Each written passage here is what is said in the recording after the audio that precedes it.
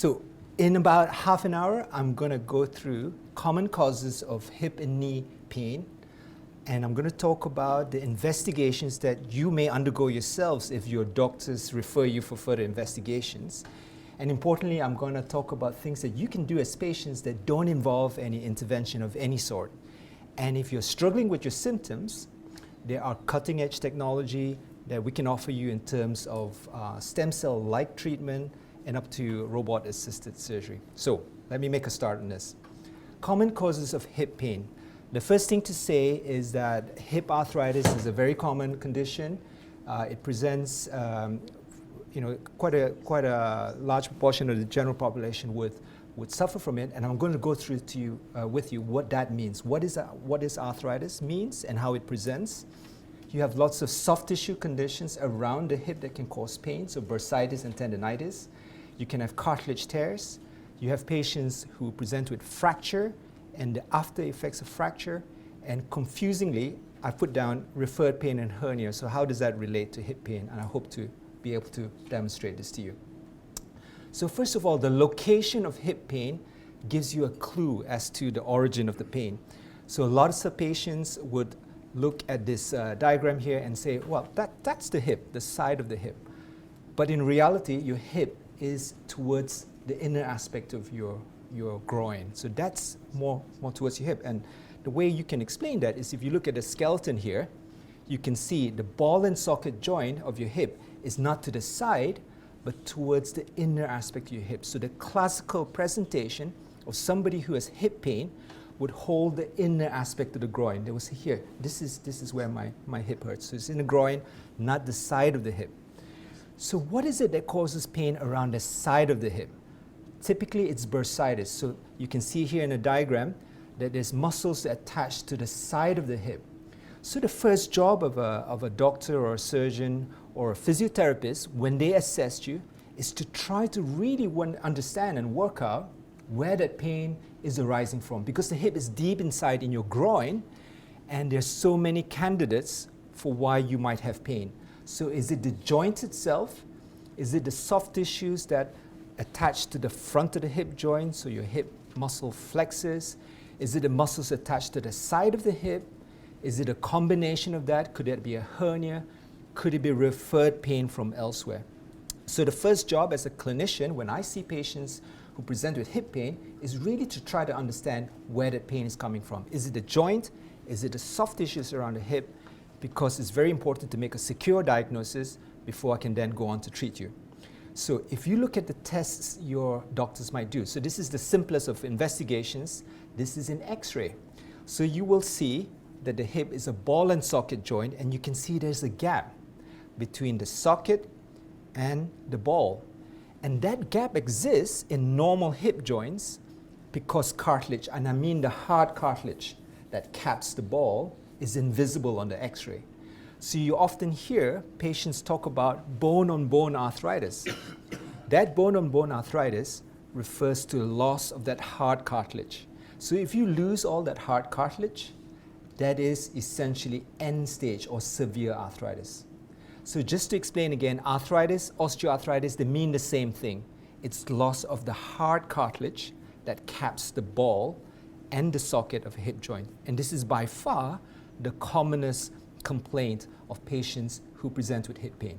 So you can have all kinds of different conditions. They often all lead to the development of arthritis or osteoarthritis. So you can see here, again, complete loss. So you're bone on bone because you've lost the hard cartilage, and that essentially is the definition of arthritis. Doesn't matter where it is, the hip, the knee, this is the definition of arthritis.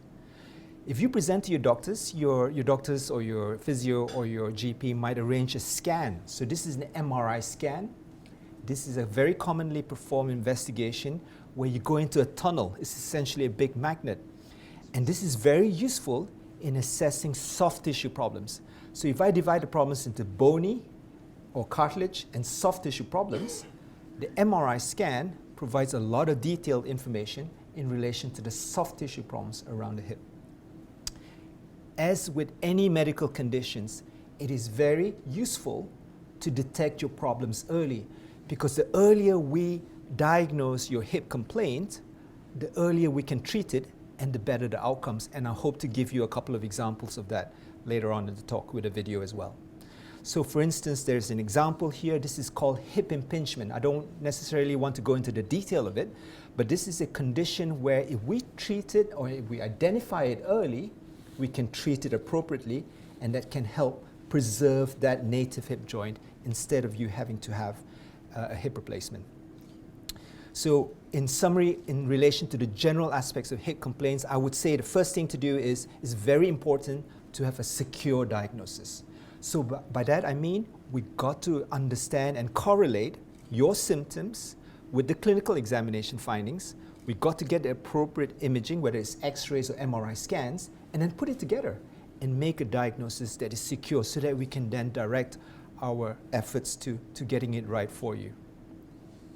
So very quickly, I'm going to move on to knee conditions. What exactly are the common causes of knee conditions? And again, like the hip, arthritis is very common. Again, arthritis is loss of the hard cartilage, and I'm going to expand a little bit on this. Of course, the soft tissues around the knee can also cause a lot of problems. So I mean tendinitis, the soft tissues, the cartilage, meniscal tears is very common. I'm going to show you a short video on that. And of course, sports injuries as well. Very quickly, if you look at the anatomy of the knee, this is the hard cartilage. This is the structure of the hip, the knee rather. And you can see the bottom bit of the knee, the thigh bone is this hard cartilage that caps it. Again, if you lose that, that's arthritis. Bottom bit, the top bit of the shin bone, again, hard cartilage. If you lose that, that's essentially arthritis. Very important also to appreciate there's this soft tissue cushion between the thigh and the shin bone, acts as a shock absorber, and tears of this cartilage, the meniscus, is very common and is a very common cause of symptoms. And the reason why I put this up is to help you appreciate really that there is two aspects of it in general. It's not just the structure of the knee joint, it's the muscles and the soft tissue around the knee joint that can cause symptoms. So in terms of the structure, surgeons are very good in identifying and treating the structural causes of your knee symptoms or hip symptoms, but as a patient from your perspective, you can treat a lot of the soft tissue component of why you experience pain, and let me explain how you can do that. So again, I keep repeating this, but just to make this point, what is arthritis or what is osteoarthritis? It is essentially loss of the hard cartilage. So what you see here on your right is this picture inside the knee. You can see this complete loss of the hard cartilage so that you're right down to bone. But this is a focal defect. This is localized early arthritis. But if you look at the bottom x-ray, again, you will see bone-on-bone appearance. So this is the appearance of somebody with severe end-stage arthritis. So the question is, how did all these conditions develop? How did you get hip or knee osteoarthritis? So let me look at knee arthritis and why patients develop osteoarthritis. Of course, there's an interplay. There's genetics, there's previous trauma, and progression is quite complex. But if you had a previous fracture like what you see here, you can see there's a split in the shin bone, the joint itself you can see is split, and you can understand why somebody like that is going to develop or is at high risk of developing osteoarthritis in the future. This is a very common video this is a very familiar video of Michael Owen, who sustained an ACL rupture. So you look at his right knee as it lands right now. There, okay? You can see his knee twists, okay? But this is a very common injury. This is an ACL, a cruciate ligament injury. You can see how if somebody loses the stability of the knee, that over time, that instability is going to cause increased stresses on the hard cartilage, and that can develop early osteoarthritis. In fact, lots of research has shown that if you sustain an ACL rupture, that you're at significant risk of developing osteoarthritis. So if you want to continue playing pivoting sports, typically if you're in your 20s or 30s or 40s, if you have an ACL rupture, you should get it looked at with a view to reconstructing it. Now, research has shown that weight matters. research has shown that even a little bit of weight loss can significantly reduce symptomatic hip and knee osteoarthritis. And this is backed up by a lot of research. So, as a patient, what can you do? Because that's what you're here for. What are the practical steps that you can do as a patient that doesn't involve any surgery or any injections or even going to see your doctors? So the key to understanding this is to understand, again, that the source of your pain is not just the structure of the joint, it's the muscles and soft tissues around it. Okay, so you can't influence the structural changes that are in your hip or your knee joint, but what you can influence is the soft tissue and the loading of the joints. So what do you mean by that?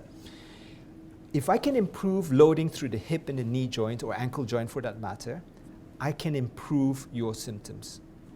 So what's the practical advice you can do? The first thing I would say to do is to combine two aspects of the following advice. The first thing is non-impact exercise. It's absolutely key that you do this little and often. Now, the reason why non-impact exercises help is because it nourishes the structures that support the knee. It improves your fitness, and it doesn't involve loading the joint, whether it's the hip joint, the back, the knee, or the foot and ankle. So non-impact exercises, I use this as an example because compliance is often an issue. So if I say to patients, join a gym, go to the baths, go swim, they would find it very difficult. But if you buy yourself a stationary bike, and I don't own shares in Argos or Roger Black or anything like that, but they have a bike for £100 on Argos. Okay, it's nothing fancy. You just need to get one of these and stick it in your living room or your dining room. You just need to get on it, and that's the biggest challenge. Little and often. Okay, 5 to 10 minutes every single day. And this would significantly help your symptoms, whether it's hip, back, especially hip and knee conditions, okay? And you need to combine that with improving loading through your hip and knee joints. So I use this as an example. I know it may be challenging for some patients, but the principle of it is that you want to reduce the loads through your hip and your knee joint. So if I can use this as an example, the way I walk. So let me demonstrate to you. If I walk, with every step I take, look, heel strike, I go onto one leg. I'm on one leg for a fraction of a second. And then I swing, I do a squat, and then I heel strike again. So if my loading at the point of heel strike, so I'm on one leg, is poor, so in other words, my balance is poor, that load causes shear stresses to my hip, to my knee joint, to my ankle joint. And that's going to accelerate arthritis because hard cartilage is designed to take loading, axial loading, top to bottom. It's not designed to take shear stresses. So if you can improve your core strength, you improve your balance, and therefore the loads through your hip and knee joint is improved, and therefore your symptoms are improved. So what practical advice can I give you? Consider Pilates, joining Pilates, right? Use some of the exercises or within what you can manage, because that would improve your balance, it would improve your core strength, therefore improve loading through your hip and knee joint. So that's a practical advice that you can take away regardless of where you are on the spectrum of arthritis, whether it's hip or knee arthritis. The key is to do it little and often. That's the key. Some patients say to me, look, I go to the physiotherapist and you know what, I tried it, it doesn't work. What I would say to you is that if you have aggravation of your symptoms and you go to the physios, the key is to reduce inflammation in the knee with off-feet exercises. So you don't want to do squats, you don't want to do lunges, because if you do all of that, if you load the knee, you're going to have inflammation of the knee, your knee symptoms are going to get worse, and that's why, inverted commas, physios don't work. So the key is to do the right kind of exercises, and by that I mean non-impact exercises, when you have acute exacerbation of symptoms, and then once your symptoms, your inflammation has settled, then start to strengthen. That is the key to physiotherapy treatment. And physiotherapy treatment is about strengthening. strengthening the muscles around your core, your hip and your knee strength, so that you can take the loads from your hip and knee joints. So the question I get asked is, what can you do as a surgeon or a doctor to help me? Because I'm struggling with my symptoms. And I take what you say about getting on a bike and doing Pilates type exercises, but right now I'm suffering, right? I am suffering with my pain. What can you do to help me? And this is where we come in as doctors and surgeons to possibly assist you, right? So what I say is I'm like a carpenter, like a guy who's got a tool belt, and I've got all these different options. I got this tool and I got that tool, and it's a little bit of an a la carte approach. I will try this tool, I'll go through the options with you, and then you say, yeah, I like the sound of that, or I like the sound of that, let's give this a go, let's give that a go. So the key here is that these tools are used to buy you time so that you can improve your fitness. But the cornerstone of this has to be what you can do as a patient to improve your symptoms. So you still have to get on the bike, you still have to do the core type and leg strengthening exercises. But what I can do is buy you time. Okay, so what are the tools that are available? I'm going to talk about a lubricating agent, okay, like an engine oil for your joint. Okay, I'm going to talk about blood injections, and I'm going to talk about a combination of these approaches. But it's individualized. Now, if you go to see your GP, they will suggest a cortisone injection, a steroid injection. Yes, it's commonly used, and it helps with your pain because it reduces inflammation around your knee joint or your ankle joint or your hip joint if you have it in hospital. But the problem with steroid injections is that repeated steroid injections can harm the cartilage. It can cause cartilage breakdown. So in general, I tend to use it once or twice, but beyond that, I tend to avoid using steroid injections because of the long-lasting damage repeated injections of steroid can cause to joints. So I try to avoid that if I can. So what's out there? You might have heard of hyaluronic acid injections. Hyaluronic acid is a naturally occurring substance. This is a substance that's already in your skin, is in your eyes, is in your joints. And what we hope to do with the use of HA is to top up what you have to lubricate the knee or the hip. What this does is that it has a cumulative effect. So unlike steroid injections, repeated steroid injections can do harm. But what this does, HA, hyaluronic acid injections, has a cumulative effect. So if you combine that with your exercises, it buys you symptom relief and allows you more time to do the things that we know can help. So that's one option. This is the blood injection that I was referring to, platelet-rich plasma. So essentially what this is a doctor taking blood from you in outpatients, doesn't involve going to theaters or anything like that, and we isolate the serum within your blood, which is rich in platelets, and this is then injected back into your joint. The benefit of this is that the platelet-rich serum will activate growth factors that help in regeneration.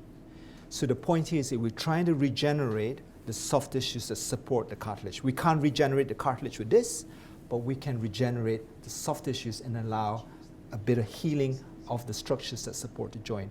And this has been around for quite a long time, years and years, decades, but research is ongoing to try to refine and improve how we apply that. So which substances should we concentrate to inject back into your joints? So there's lots of ongoing research, and in my practice, it works well, provided patients understand this is not to cure it, it's to help improve your symptoms, to buy you time.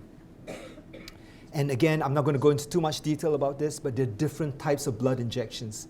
There's this blood injection called autologous protein solution, where it aims to redress that balance, because we know there's cartilage breakdown on a ongoing basis in all of us. We're trying to redress that balance with this product so that cartilage breakdown is reduced. So if I had to summarize it, I would say that these blood injections are widely available, it's safe, it's effective, but it's one tool in the management of patients with symptomatic hip and knee osteoarthritis. This has a lot of interest, stem cell treatment, stem cell and stem cell-like treatment. So the idea is that we want, ideally, to regenerate cartilage. So again, you look at this picture here, there's loss of cartilage. And the thing about cartilage is that it does not have the ability to regenerate itself. That's the fundamental problem. So if we can harvest stem cells, ideally embryonic stem cells, but obviously there are ethical issues with that. If we can harvest adult stem cells and essentially allow regeneration of cartilage, we can solve the problem of osteoarthritis. So there's a lot of interest and a lot of different modalities out there in an attempt to try to regenerate cartilage to help resolve symptoms. So what's out there? Yes, peripheral blood. There's lots of research in the use of peripheral blood. So you take blood, we isolate adult mesenchymal stem cells and inject that back into the joint. That's combined with drilling. There's lots of research, lots of ongoing research with that. It's bone marrow aspirates. So you essentially take stem cell like from the bone marrow and inject that into the hip and into the knee joint, and fat cells. So there's this product called Lipogem. This is already the subject of a lot of current research. Essentially, it involves an incision in your tummy. We isolate the the fat cells. We mechanically try to break it down with this product called the Lipogem's closed system therapy, and inject that solution back into the hip and knee joint. So if I had to summarize this, I would say the results are promising, but most doctors would say that it remains experimental. Okay, so it's not a mainstream treatment. Some of this is available, but you got to be fully informed of risk benefits of these kind of treatments. So moving on to structural issues. Again, what is the problem? The problem is because there's no blood supply to the hard cartilage. So if you damage it, like what you see here in these pictures, there is no healing, unlike if you cut yourself in your muscles, in your skin, you get bleeding, it heals. Cartilage does not have the ability to do that. So the risk is, whether it's in your hip or your knee joint, is progression to symptomatic hip or knee osteoarthritis. Let me move on very quickly to cartilage tears, because a lot of us, myself included, I have experienced what it's like to have a cartilage tear. So when patients talk about cartilage tears, they mean the soft cartilage. Very different if you have a cartilage tear in your 20s as opposed to your 40s or 50s or 60s. Because if you have a cartilage tear, a soft cartilage tear in your 20s, it's what we call a traumatic tear. So you have a football injury, the tear is in a very different location.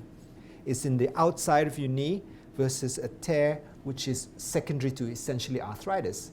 The tear is where we call the free edge of the meniscus. So let me show you a very short video. There's no blood involved here. This is just to show you how it looks like. So this is a video here. That top bit is the thigh bone, okay, the femur, the top bit, and that's the shin bone at the bottom. And you can see that's the cartilage tear. This is a tear that afflicts a significant proportion of the population, and it is due to essentially overload and overuse. So the cushion is taking so much load, and over a period of time, it gives and it doesn't heal itself, and the cartilage tear causes catching and therefore symptoms. So in appropriate patients, and the key thing about this video here is the appearance of the hard cartilage. You'll see the hard cartilage is nice and intact, right? It's not worn away. So if you have arthritis and you have a soft cartilage tear, dealing with the soft cartilage tear will not address the symptoms, because we got to address the arthritis. Okay, so this is a common pitfall, and it's very important that we address the underlying issue if it's arthritis. So there's a lot of move towards trying to repair cartilage, to preserve it, not to take it out, because it has a shock absorber effect. We want to try to preserve that best we can. There are different techniques. This is well established. We drill into the defect to try to get it to heal.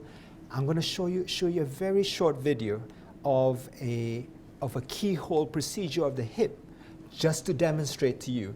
If you got hip symptoms, and if you are symptomatic, so you have groin pain, and you're getting catching, you're getting aching, there is technology now. This is keyhole surgery of the hip, where we essentially distract your hip. This is an X-ray appearance of that.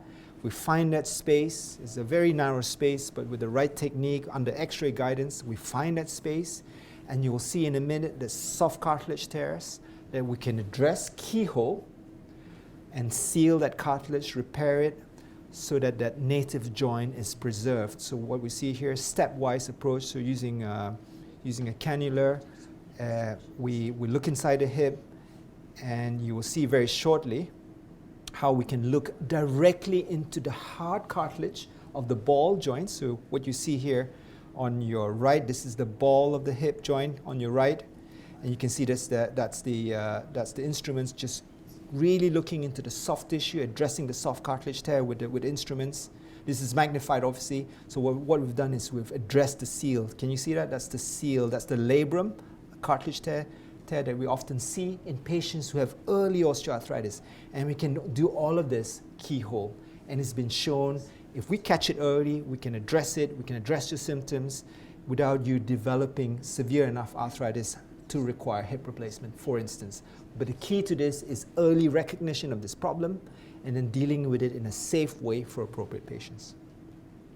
So the future, what does the future lie? I mean, if you look at what's available now, what we have for localized defects of the knee. So all you have, if you have a defect in the cartilage, we have this technology where essentially we scan your knee, we understand where the defect is, and we manufacture a jig, an instrument that allows us to implant a little cap that will just address that loss of cartilage. So it's personalized implants for patients with localized loss of cartilage. And this is available, it's been around for 5 or 6 years, still the subject of a lot of research, intense research, to try to understand the role of this implant in patients with early osteoarthritis.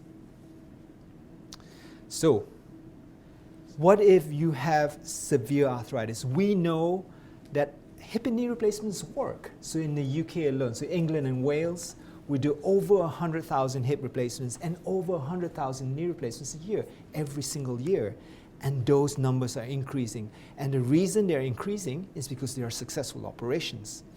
But if you look at knee replacement, for instance, this is a picture of a knee replacement on your right for somebody who's got severe bone-on-bone osteoarthritis. It is not a small operation, yeah? It's not minor surgery.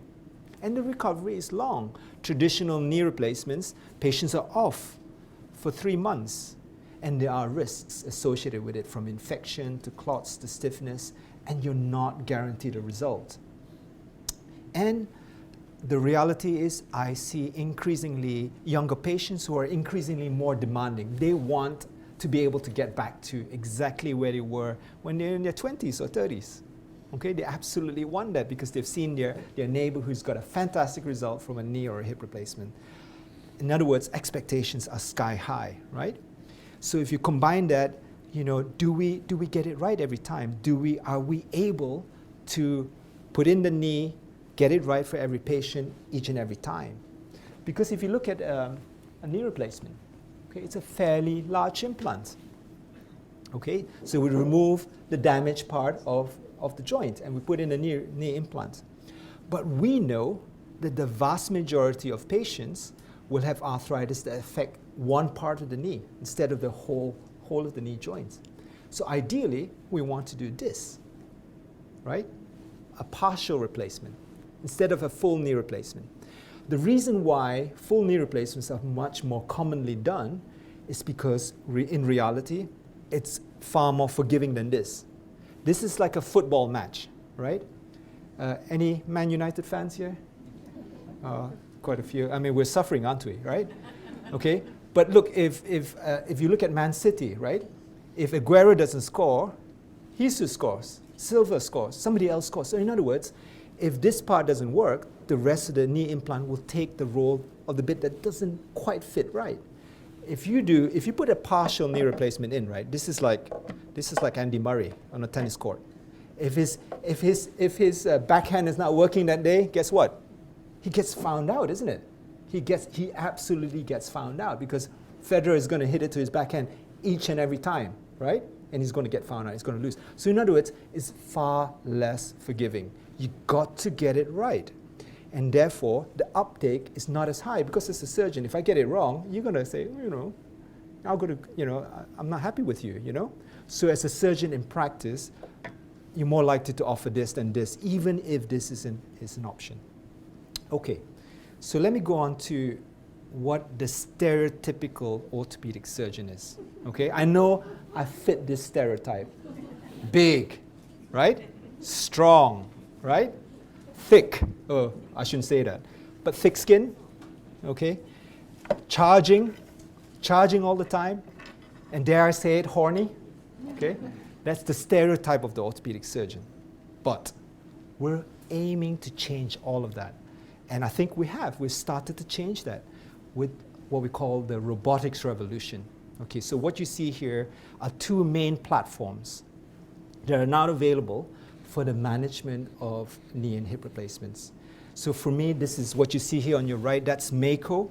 This is the robot-assisted technology that has absolutely revolutionized the way we manage knee and hip replacement, and especially knee replacement, because it really allows us to do smaller and smaller knee replacements. So instead of a total knee replacement, we can do a partial, because we have the confidence of putting in the implant in exactly the right position that's individualized for you as a patient.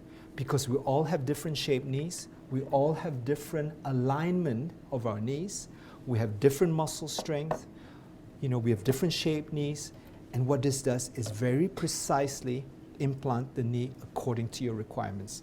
So let me show you what's involved. I'm going to show you a 1-minute video that I'm sorry it's American, but it gives you a little bit of a background as to what a partial knee replacement is all about. Our knees are the largest joints in our bodies. They're central to almost everything we do. So if you or a loved one is suffering from arthritis or an injury to the knee, the resulting pain, stiffness, and swelling can feel debilitating. But you're not alone. Arthritis is our nation's leading cause of disability, affecting the lives of 54 million people in the United States. Treatment of knee pain depends on the location and severity of the arthritis. There are 3 components of the knee: the inside or medial compartment, the outside or lateral compartment, and the kneecap, also known as the patellofemoral compartment or patella. If all 3 compartments of the knee are diseased, a total knee replacement may be recommended by a doctor. However, if someone is diagnosed with early to mid-stage arthritis, where only 1 or 2 compartments are diseased, a partial knee replacement may be recommended by a doctor. Partial knee replacement allows surgeons to replace only the arthritic compartment of the knee, which may help minimize trauma to the healthy bone, tissue, and ligaments that surround the knee. Today, this surgical technique is being combined with a new technology, and it's changing the way knee pain sufferers receive care. Meet Mako, a robotic arm-assisted technology used by surgeons to perform partial knee replacements. This unique technology helps surgeons provide patients with a personalized surgical experience, where each surgical plan is based on the patient's specific diagnosis and anatomy. In a clinical study, patients who had a Mako partial knee procedure experienced less pain in the days and weeks following their surgery than those who had a non-robotic assisted procedure. And a Mako partial knee procedure helps provide more accurate placement of the implant, which may result in improved outcomes and functioning of the knee. In a clinical study, 9 out of 10 patients were walking without an aid, such as a cane or walker, 3 weeks after surgery. At 6 weeks, more than 85% returned to work. And 5 years after surgery, 91% of patients were either very satisfied or satisfied with their knees. Let's take a look at how the technology works. It begins with a CT scan of the knee joint. A CT scan is a series of x-rays taken at different angles that can help surgeons see things that they can't typically see with an x-ray alone. The CT scan data is used to generate a 3D virtual model of the patient's unique anatomy. This virtual model is loaded into the Mako system software and is used to create the personalized preoperative plan. Prior to surgery, the surgeon reviews the plan size and placement of the implant. If necessary, the surgeon modifies the preoperative plan. During surgery, the surgeon locates points on the knee in order to register the anatomy in the Mako system. This process establishes the relationship between the patient's actual anatomy in the operating room and the 3D model that was used during the planning process. This step helps ensure the procedure is executed to plan. Once the anatomy is registered to the 3D model, the surgeon has the flexibility to modify the preoperative plan based on their assessment of the patient's anatomy and range of motion. Then the surgeon guides the robotic arm to remove the arthritic bone and cartilage from the knee.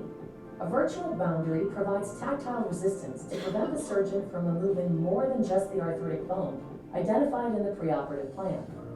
And visual cues, shown in green, appear on screen to show how much bone to remove. Collectively, these cues help the surgeon stay on the preoperative surgical plan. With a diseased bone gone, a partial knee implant is inserted into the joint space.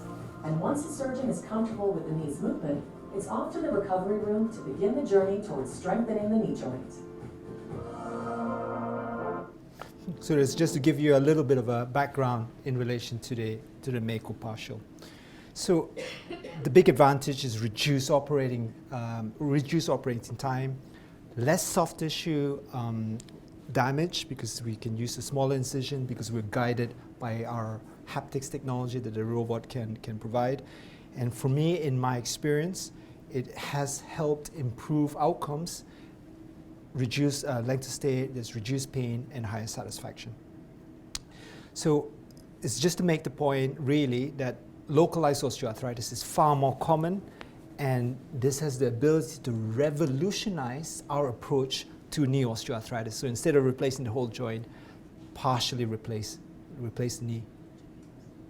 So I'm just going to move on very quickly to show you that really there is lots of strong evidence to show that the robot-assisted system has improved accuracy and has improved precision of prosthesis implantation, and this translates into better outcomes for patients. So I'm going to end very soon, but I'm just going to show you a very quick video. Again, this is on, instead of the knee, this is the robot-assisted hip replacement for hip joints. For more than 100 years, joint replacement surgery has been used to treat patients with chronic hip pain. Today, these surgical techniques are being combined with a new technology, and it's changing the way joint pain sufferers receive care.